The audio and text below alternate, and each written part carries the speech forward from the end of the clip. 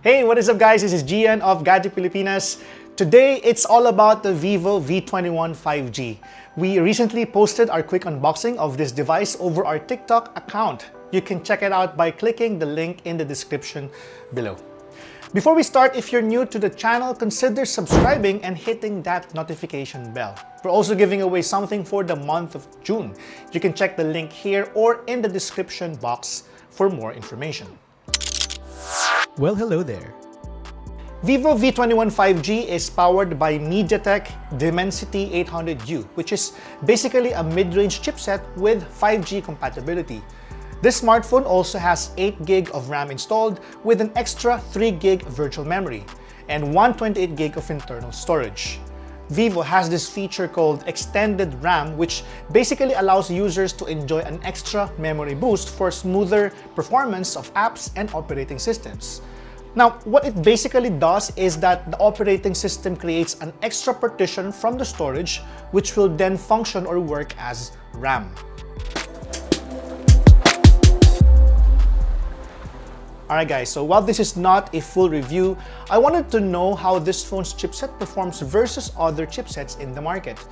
Based on benchmark, Vivo V21 5G's chipset performs almost just as good as MediaTek G95 and Snapdragon 732G.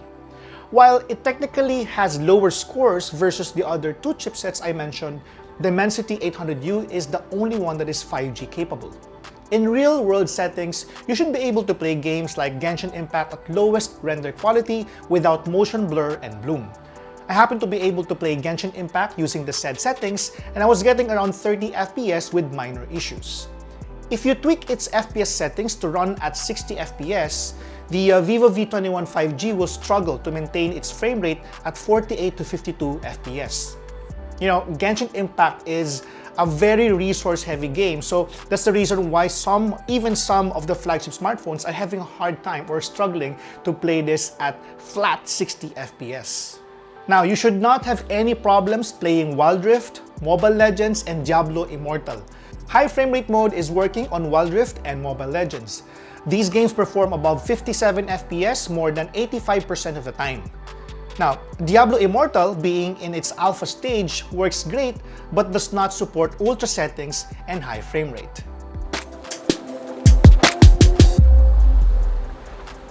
Now, enough of games and performance, let's talk about its display and design. This has got to be one of the thinnest 5G smartphones around. It may not be the lightest in the series, but it is definitely a sleek-looking device. The loaner unit I have right here is Sunset Dazzle, and it looks, well, dazzling. You won't have problems with fingerprints sticking to its panels, which is amazing, and it's one of the sexiest smartphones I've seen in a while. You get all the accessible switches on the right side, a downward-firing mono speaker, Type-C port, and microphone at the bottom. While its mono speakers is loud enough, it delivers sound that lacks detail and texture. The lack of a 3.5mm headphone jack is quite disappointing too. However, Vivo was kind enough to include a Type-C to 3.5mm adapter inside the box. Since the phone has another level of noise cancelling, Vivo placed another microphone at the top of the device.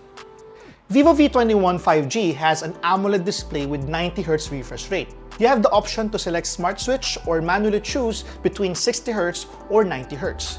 While there may be only few games that can reach 90 FPS due to the nature of this phone's chipset, this is going to be very useful when navigating the operating system or watching movies.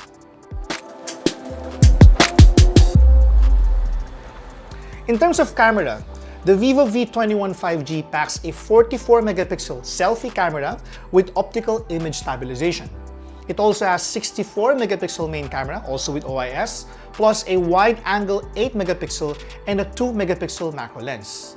You know, this almost remains unchanged versus the previous generation, so you're getting similar performance. The quality of the shots look impressive, the colors are vibrant, most of the photos I took are sharp, and have depth and details. However, I can name a few improvements that Vivo should consider enhancing.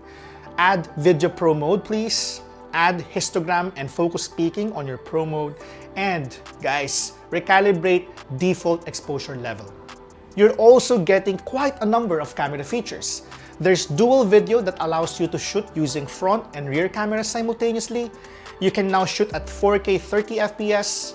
You are, however, capped at 30 FPS due to chipset limitation. There's also high resolution mode, which lets you maximize its 44 megapixel lens. You can even try using double exposure mode, especially if you want to be more creative with your shots.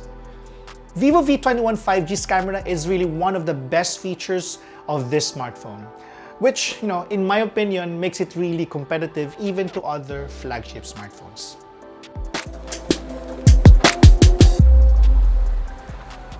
But how about battery life? This smartphone has 4,000 mAh battery capacity, which can be fully charged in just over an hour. Based on my PC Mark battery test, the first one, I'm currently doing the second one right now, Vivo V21 5G can be used for around 13 hours and 21 minutes. Vivo V21 5G offers a number of new features and performance upgrades. It's a total upgrade from Vivo V20 and now sports a chipset that is compatible with 5G connectivity, making it one of the affordable 5G smartphones in the market. At $23,999, however, Vivo will have to do everything it can to show its unique selling point versus Oppo and OnePlus 5G offerings. That's it for now, guys. I hope you had fun watching as much as I enjoyed producing this video. As usual, our full review will come out soon on our website at gadgetphilippines.net. If you like this video, please consider subscribing to our channel. This has been Gian, and I'll see you at the next one. Bye!